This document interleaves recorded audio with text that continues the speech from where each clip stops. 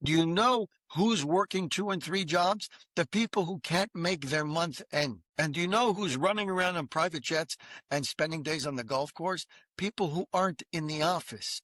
There is a negative correlation between the amount of hours that you spend hard at work and the amount of money that you make. People don't think about that. They think if I just get another job, then I'll make more money. It's just another spigot on that same barrel. You don't need to do that. The trust factor is your ticket to a better life. The trust factor shows you how to get through the night. Welcome to the Trust Factor Podcast. It's Sunday. It's the beginning of a brand new week, my friends, and it's going to be a powerful, successful week. Why? Because you're going to tune in every single day, and we're going to learn some of the wisdom, the ancient divine wisdom that was given to us thousands of years ago. The same wisdom that allowed us to thrive as a species for thousands of years and to get to where we are today. We're making it new. We're making it fresh. We're applying it to today. And so you're going to benefit from it as long as you tune in. But don't forget, there are a lot of people who don't have access to this information. There are a lot of people, the vast majority of humanity are walking around like chickens with their heads cut off. They're walking around with blindfolds. They don't know these things. If you walk away thinking, wow, that was fantastic, what amazing information.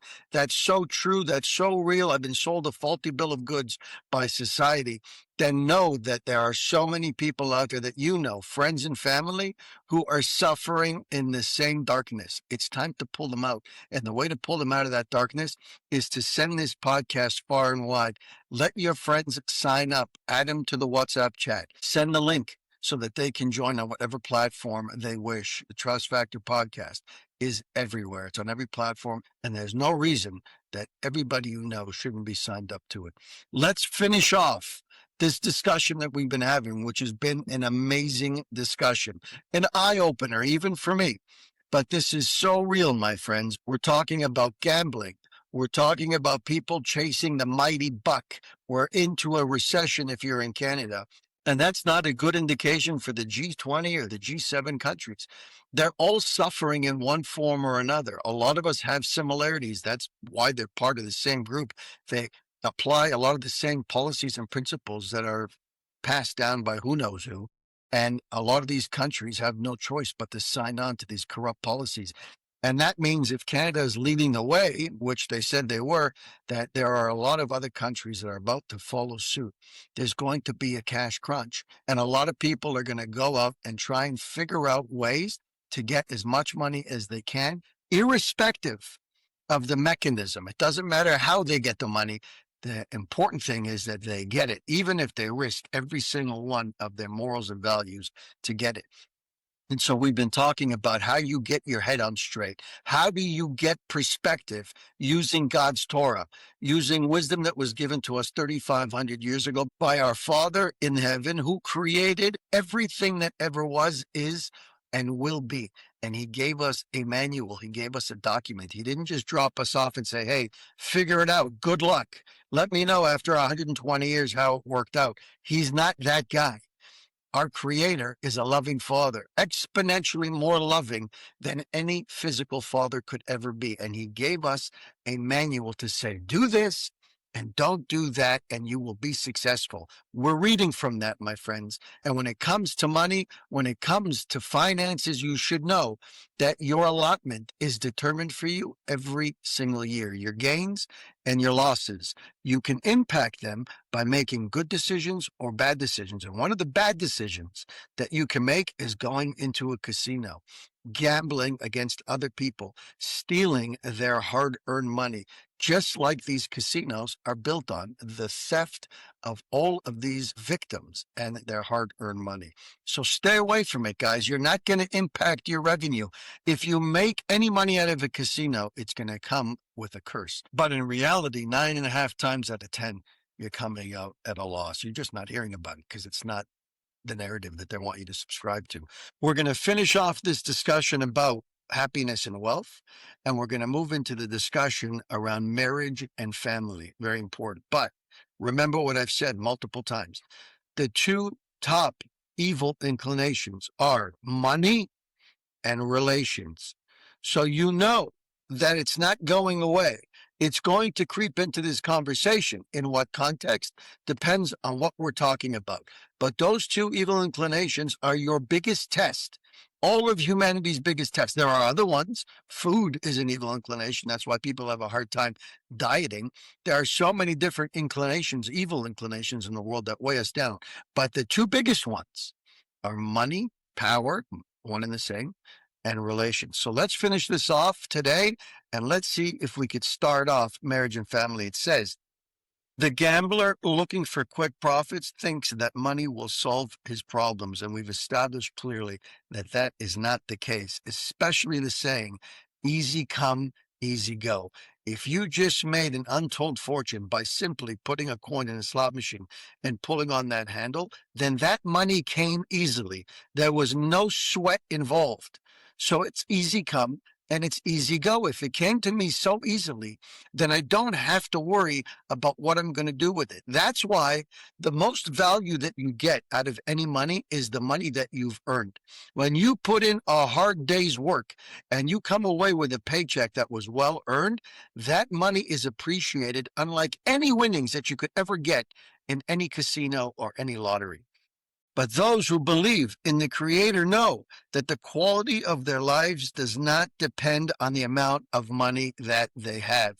Oftentimes, it's exactly the opposite. Those who have money are steeped in troubles. It says in the Torah, Marbeh nechasim, marbeh deagot. You increase your dealings, your businesses, your affairs, and you do that how? Through money. You increase your worries. They go hand in hand. Some people have been wealthy for a very long time and they've become accustomed to dealing with those stresses, but it doesn't mean that those stresses aren't there. They are a very heavy tax and burden on these individuals. Everybody's coming after them for a piece of the pie. Where does our happiness really lie? On the extent that we acquire emunah, a trust in our Creator, knowledge that He exists, and knowing how He runs the world, especially when it comes to issues of our finances, as well as succeeding in performing His will. When I spend my day running around trying to do the amazing things that my Creator tells me to do. Remember, we have that manual, and the manual says you want to be happy, you want to be successful, you want to get an A+ in this life, then do the things that the Torah tells you to do. Occupy yourself with giving charity. Occupy your time with prayer. Occupy your time with observing important religious holidays. Occupy your time with helping your neighbor to get up on their feet. Make sure that your business is kosher, that it's above board.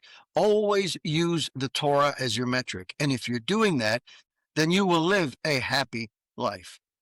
Prayer, charity, and penitence, as well as a major effort in acquiring emunah, that faith in your Creator, are the only solutions to financial difficulties. If you're struggling with finances, check back in with your Creator. I want to give you a caveat over here. I want to explain to you guys, because words are cheap.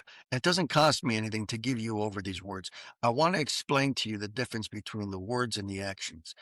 In order to do this, in order to make this real, where you understand, it becomes part of the fabric of your being, that there is a Creator, that He's your Father, that He loves you, that He controls your finances, and that as long as you do what He wants you to do, as long as you get up and make an effort, your money is coming to you. How do you learn that? If you're 50, 60, 70 years old, it is exceedingly difficult to figure that out now. It's not impossible. It's just difficult. The longer we go through this life, complacent and used to the way that we are functioning, the harder it becomes to make change. Everybody knows that. The longer it takes for you to get married, the less likely it is that you are ever going to get married. Why? Because you become accustomed to living on your own. You like things the way that they are, and it becomes increasingly difficult for you to let somebody in to be able to make even the smallest change in your house. Very difficult. Why? Because you didn't do it when you were young. That's why in the religious community, we're often marrying off our children at very young ages, sometimes as young as 18 or 19 years old. That might seem crazy to you, but it's not to me. It's not, because I realize that society, secular society, is suffering with the other problem, the opposite, which is that people are not getting married today. They're putting it off entirely. And if they do get married, it's sometimes well into their mid 30s or late 30s, and sometimes even into their 40s. However rare that may be, people are simply not getting married today.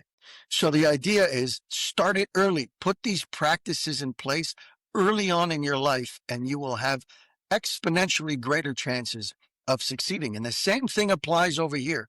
How does it apply to finances and knowing that your creator runs the world and knowing that all you need to do is get up and make an effort and your money is coming? You just have to do it, which means start young. If you have children who are 18, 20, 22, just getting into the workforce, drill this into their heads.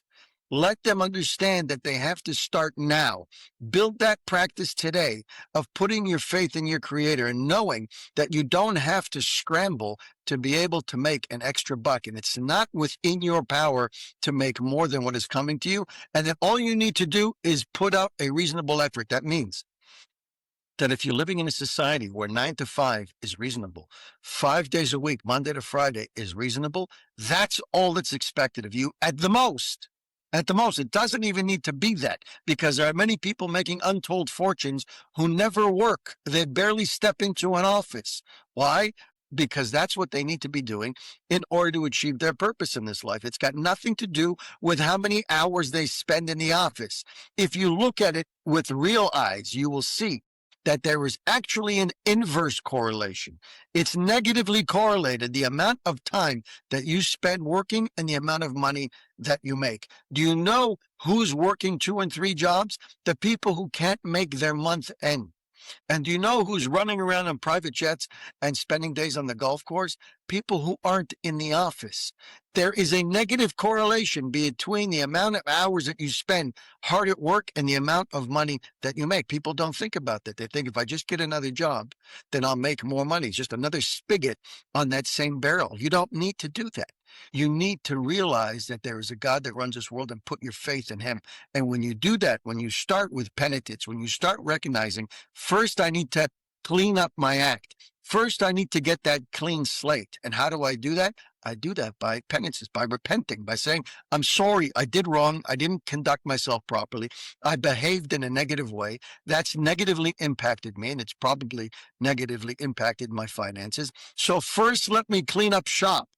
And then I can start fresh again. But you can do that so much easier when you're young and just starting out, when you've got a family, when you've got kids, when you've got businesses, when you've got employees, when you've got all these things happening and so much on your shoulders, it becomes almost impossible to flip that script, to pull a 180 and suddenly decide, no.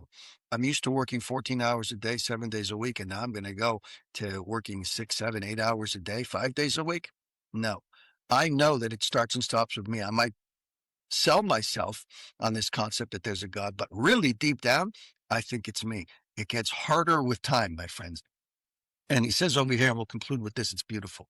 As long as a person refrains from repenting, even with all the money in the world, he or she will still suffer because of his or her uncorrected transgressions. With penitence, a clean spiritual slate, people will live sweet and pleasant lives, even if they don't have a penny in their pockets. And listen to this.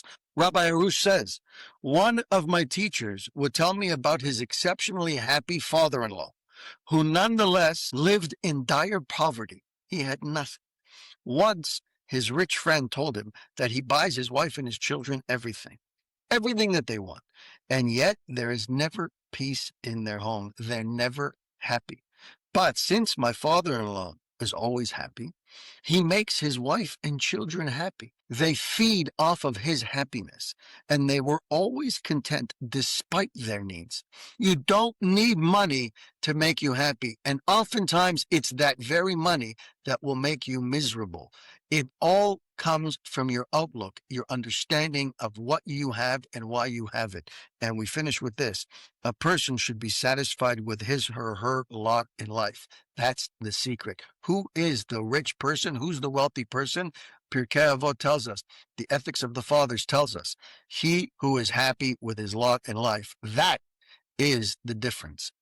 Our sages said that the more one has, the more one worries. That's what I said before. The more interests you have, the more businesses you're involved in, the more investments you've got more holes in your head. In any event, the best and only way to acquire one's needs is prayer. Appealing to our merciful Father in heaven, he says, for his divine blessing and compassion. That's it, guys. He's there. He's waiting for you to reach out to him. He wants a relationship with you. And oftentimes he gives you the tribulation. He holds back the money from you. He's got it to give. He doesn't lack. He wants to give it to you, but he wants you to ask for it. He wants you to reach out first. And let me just finish with this because it popped into my mind. In the beginning of creation, to illustrate this beautifully, God created Adam and Eve. And it says, and if you look back, you'll see, it says very clearly that God created all the herbage and all the trees of the fields were created early on in creation. This was way before Adam was even created. But then later on, it says that God took Adam and he put him in the garden, right, to work the field. And yet it says that the food and the herbage and the trees had not yet sprouted. But wait a second. I thought that they were there. It said earlier on in creation that they were already created. So why is it that later on, when God puts Adam in the Garden of Eden, that he has no food? Why? Because God was waiting. God was waiting for Adam to pray, to ask for it. He was praying that the food would come up. Suddenly he had hunger pangs and he needed to eat. So the food was there. The potential was there. It was under the ground. It hadn't sprouted yet. Why? Because God was withholding. He was waiting for that relationship. Recognize where it comes from. Come to me and ask. And when you ask, you shall receive. Let that be our motto for the rest of our lives, my friends. Have an amazing week and we'll chat again soon. Thank you for spending time with us on the Trust Factor podcast. If you've heard something today that moved you, save this episode and share it with someone who might need to hear it. Be sure to subscribe so you don't miss upcoming conversations that challenge, empower, and uplift. And if you're on social media, connect with us. Leave your thoughts. Drop a quote that resonated with you. Hashtag the Trust Factor podcast. Until next time, keep growing in your trust and keep living with purpose. I'm Jesse Revivo, and this has been the Trust Factor Podcast. Thanks for listening.